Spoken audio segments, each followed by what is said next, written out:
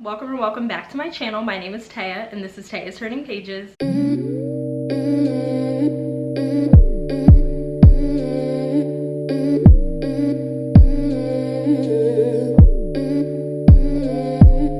In my February wrap-up, I said that I was going to film a recent reads video because there were some books that I was supposed to start and finish in February, and I did start them, but I didn't finish them until the last day of February. Because I started my Invisalign treatment during the last week of February, I just had to be strategic in terms of filming, so I filmed my February wrap-up very early, and that's why I didn't include these last 3 books into that video. But now we're going to do a recent reads. Like I just mentioned, I do only have 3 books here, so this video is probably going to be pretty short, but y'all know I like to talk about books and I like to go on and on when it comes to books that I love and that I really enjoyed. So we'll see how long this video is, but I don't anticipate it being super long. So yeah. Anyways, with that out of the way, let's get started. So similar to my normal wrap-ups, I'm just going to talk about the lowest rated books first and then work my way up to the highest rated books. The first book that I have here is 7 Days in June by Tia Williams. So this actually follows 2 young writers, one named Shane and one named Eva, and they actually both meet when they're in high school, and they don't really like hit it off the bat right away. It takes Shane a little bit to warm up to Eva, just because Eva considers herself a little bit different, a little bit weird, and Shane is used to being the loner in school and really just doing his own thing. So when Eva comes to his school, because she's a new student, when she comes to his school, she seeks him out for whatever reason. As time goes on, they do start to form a connection with one another, and they pretty much become inseparable. They do have a lot of things in common in terms of like they both come from unstable home life, and they're both dealing with their own baggage and their own trauma and trying to sort through that. So Eva does have a chronic illness, and she also suffers a few mental health issues, and I think Shane also suffers a little bit of mental health issues as well. So they really do find solace in each other, and they really do rely on each other when they're younger. But unfortunately, something happens where Eva and Shane are now separated, and they both go on to live their own separate lives. So fast forward to their adulthood, like I mentioned, both Eva and Shane are writers now, and Shane is actually like very well regarded and like critically acclaimed, and he gets a lot of praise for his works. I think he mostly writes like fiction. On the side, you have Eva, who writes mostly fantasy. Eva doesn't really feel super respected within the literary space just because there isn't a lot of space for Black creatives to exist when it comes to the fantasy genre, I'm assuming. At least that's what was kind of mentioned throughout this book. So anyways, they're both writers, they're both doing their own thing, and they haven't talked to each other for years until one day Shane finds himself in New York, which is where Eva lives with her daughter Audrey. Then they run into each other, and then you start to see them both kind of rekindle their relationship and their friendship, but also working through the individual and collective trauma that they both have. And this all takes course over the next 7 days, so hence 7 Days in June. So I really did enjoy this book, which is why I gave it a 4.5 out of 5 stars. And I didn't really know what to expect going into this because I knew that this was more so, I feel like, women's literary fiction versus like a hardcore romance or a rom-com, of course. But I really did enjoy the story for what it was, and I really liked Tia Williams' writing style. I think that her writing is super engaging and very immersive and just honestly very compelling. I have never read a story where there was a main character who had a chronic illness and that chronic illness was at the forefront of, you know, the story, or was a central focus point of the story. I never really read any books like that, and I'm glad that those themes are incorporated in this book. I'm pretty sure Tia Williams herself does have a chronic illness. It was just really interesting to learn about how people that do have a chronic illness have to, you know, move through the world. And it was also very heartbreaking because there were a lot of chapters where Eva would talk about the pain that she was in and how excruciating it was, but she would have to just suck it up and, you know, put a smile on her face and just keep it pushing because this world and this society doesn't really care, essentially, when it comes to people having chronic illnesses or people being disabled, etc. And I just really liked that commentary in here, and I like the way that Tia Williams explored those topics. And I also really enjoyed the dialogue as well. I loved how Black this book was. Like, that is what this book is. It is truly and authentically Black, in my opinion, and there was just so much dialogue that it felt relatable. I felt seen, and I just really enjoyed that part of the story. There were so many times where I laughed out loud at certain things that Eva said, or her daughter Audrey said, or her mother Lizette said, as well as Shane. Just so many funny and relatable things in here that I just took note of and that I genuinely appreciated throughout the story, which is another reason why Black authors really need the support and the access and the resources to continue to create stories like these, because again, you feel seen. As a reader, you feel seen. So I had to harp on that for a little bit. In terms of the characters, like going deeper into the characters, starting with Eva, I actually really liked Eva's character. Besides her, you know, talking about her chronic illness and how that feels, I really liked her relationship with her daughter Audrey. I love that Eva was trying so hard to break any type of generational curse and trauma that she endured when she was a young girl, and tried to really foster a loving and caring and nurturing relationship with her daughter Audrey. You could tell that she let Audrey be herself. Audrey was very comfortable and I feel like confident in her own skin and in her own self. I just really enjoyed the dynamic between the two. Audrey was a very funny character. I laughed out loud at so many things that she said. She also made a Beyonce reference, specifically a Lemonade reference. So you know I had to stand because hello, come on.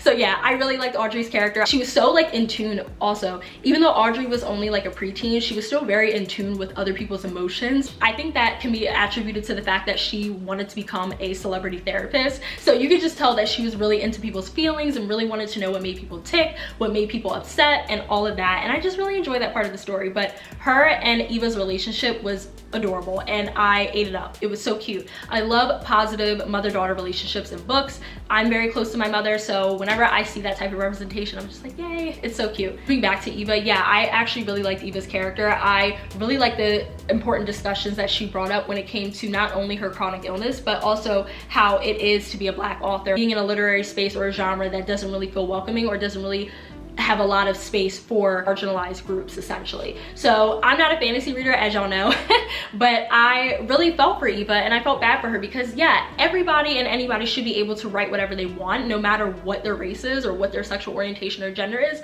Everybody should be able to write a book. If you want to write a book about fantasy, you should be allowed to write a book about fantasy. Like, I don't see the problem in that, but I know that there are a lot of, you know, publishers and agents and directors when it comes to movies and adaptations that don't want to see that type of stuff when it comes to fantasy for whatever reason, which is another reason why Lovecraft was ahead of its time, honestly. I love Lovecraft, by the way. If you watch Lovecraft, let me know down below because that was a good show and I'm so sad that it's not on anymore. But yeah, really loved Eva's character, really liked what she stood for, really liked the thought-provoking discussions that she brought up, but I also really empathized with her child self. I felt really, really bad that she experienced so much trauma and so much stress as a child and so much instability. There were a lot of traumatic things that Eva went through and heartbreaking things, so definitely look up trigger warnings because there are quite a bit in here. But yeah, I really empathized with her and I felt for her. Moving on to Shane, I feel like I don't really talk about male characters a lot in these type of books or like romance books or whatever, but I did like Shane. I did enjoy his character. You can tell that he really did love Eva and that he just wanted the best for her,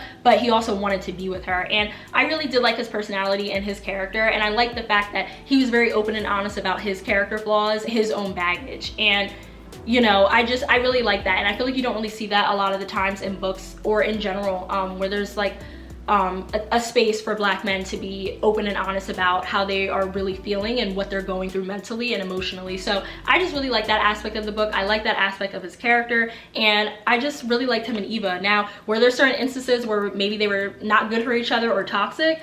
Probably, yeah, but at the end of the day, I enjoy the book, I enjoy the story for what it was, and I did enjoy exploring their relationship and peeling back the layers and going back in time and seeing how they became Eva and Shane essentially. Yeah, I really enjoyed the story. I would love a short story collection that focused on Audrey, Lizette, and then Lizette's mother, so Eva's grandmother. I can't remember her name, but she was also mentioned in this story. I would love a short stories collection or just like a little background, more background on them, because they were all interesting characters within their own right, and I feel like they all stood on their own in some type of way. So yeah, I really enjoyed the story. I can't say enough great things about it, but definitely look up trigger warnings because there are a lot, like I mentioned. Next book that I have here is Black Girls Must Die Exhausted by Jade Allen. So this is another book that I chose to read for the Blackathon, and this prompt I do remember.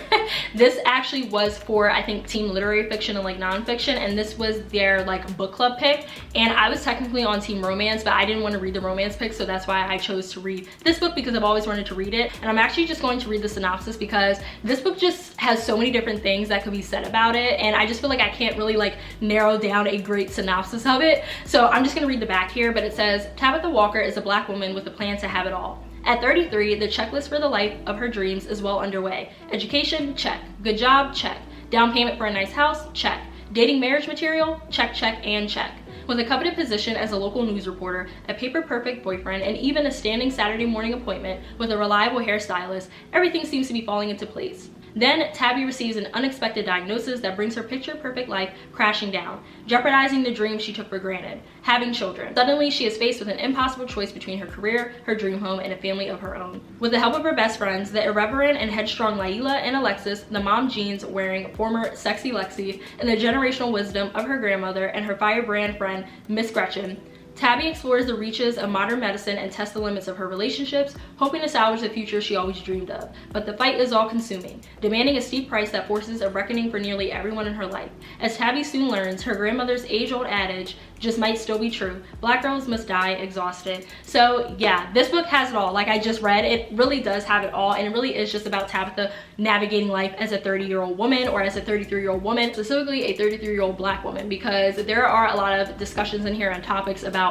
microaggressions, being the only Black person in the workplace, being a tokenized employee, police encounters, infertility issues and how that affects Black women differently. There's just so many different topics in here that Jane Allen explores, and I really enjoyed this book. I gave it a 4.5 out of 5 stars. It wasn't necessarily perfect for me, no. I do think that Tabitha, or Tabby, was an interesting main character. She wasn't really my favorite because she definitely did and said things that I just personally didn't agree with and that I couldn't wrap my head around.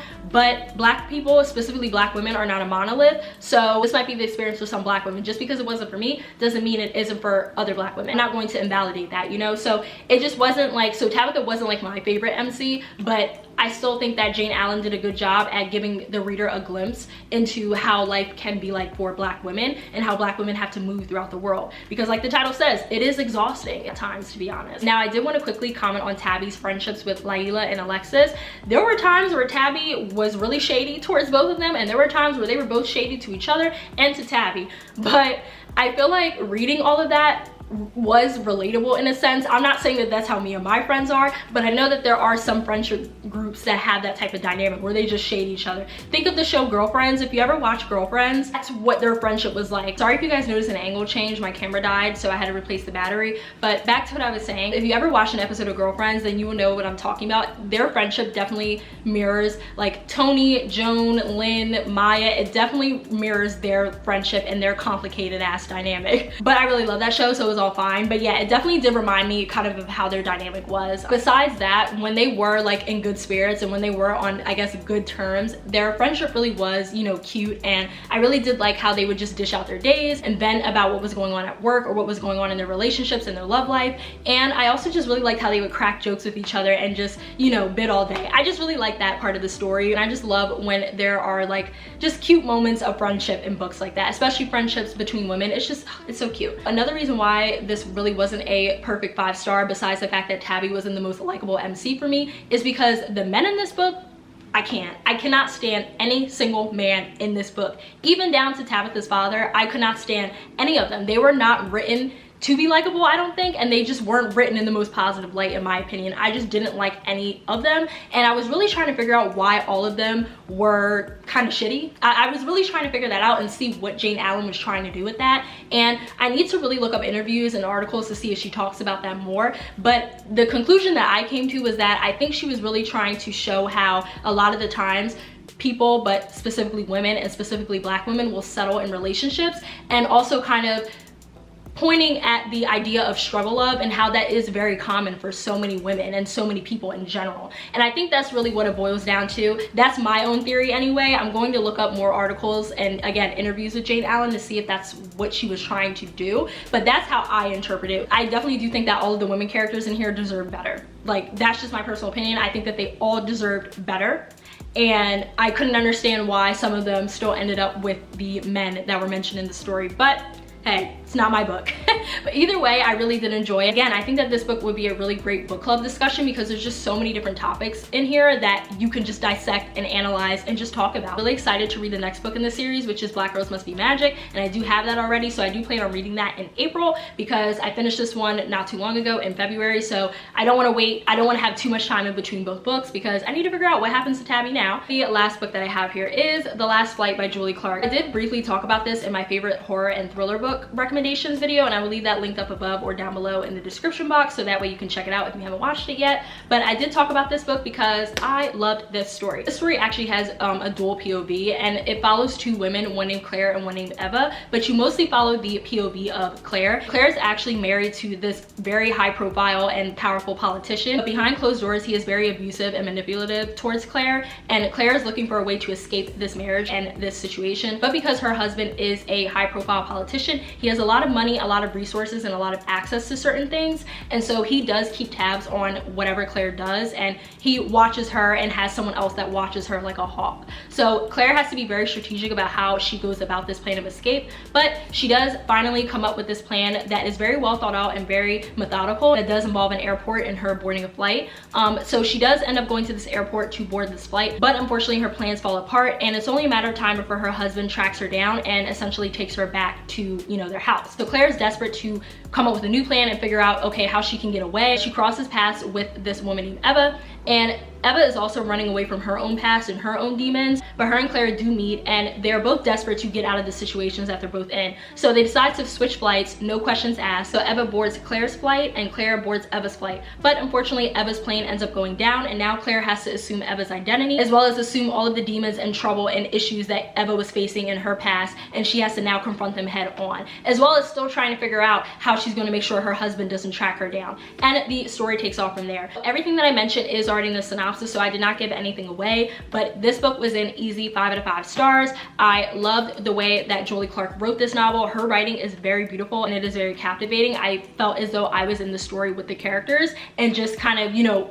as an observer watching what was going on. And I love when books can do that, and I love when authors can do that, because it just adds an elevated experience, I feel like, to the reading, and I really enjoyed that part. I also really liked both characters, but I specifically liked Claire because she was dealing with so much that was high stakes, and for her to remain as calm and cool, as collected as she did throughout the story, she deserves a medal, okay? Like a round of applause, because I don't think I could have done that, to be honest. It took a lot of bravery and a lot of courage for her to do what she did, and for her to even come up with this plan and execute it, even when it fell apart. So I just really liked her character, and I thought she was a badass through and through, and she tried her hardest to outsmart her husband and stay 10 steps ahead of him. Moving on to Eva, I did like her character as well. Really felt for her and empathized with her, because once we got to learn more about her background and why she was running away from her past, it was all just tragic. It was so tragic, because it really does reiterate the fact that like one small thing could alter your life, either in the best way possible or the worst way possible. And in Eva's case, it was the worst way possible. So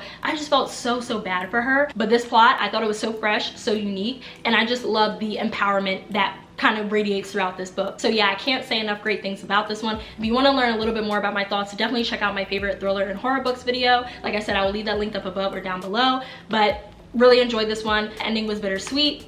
It really was bittersweet, and I definitely choked up a little bit, but I understood why Julie Clark went in that direction. But it was sad. It was sad reading those last few lines. But I'm really excited to read Julie Clark's next book, which is called The Lies I Tell. And I was actually sent an e-arc for that. I didn't request it, but the publisher sent me an e-arc for it, which I was really grateful for. So I cannot wait to read that one. I'm gonna wait to read it and review it until it gets a little bit closer to the pub date, so that way you guys can just like watch that review and then pick up the book if you're interested. But yeah, really enjoyed the story. Can't recommend it enough.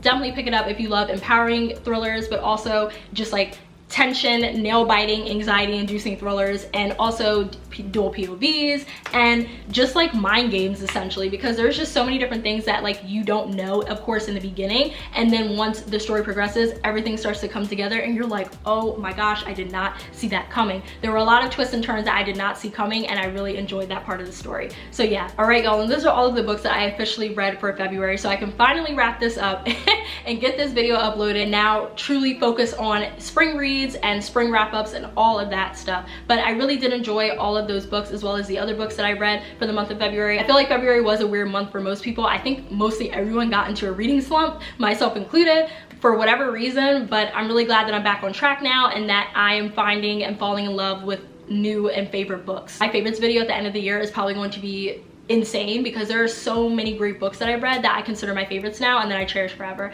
But we still got a ways to go, okay? We still got a ways to go and more books to read. But I hope you guys enjoyed this video. Definitely make sure you like, comment, and subscribe. It really helps me and my channel out. And lastly, please make sure you follow me on Bookstagram as well as Storygraph. I will leave that information linked down below, as well as at the end of the video, like I always do. I'll see you guys in my next video. Bye!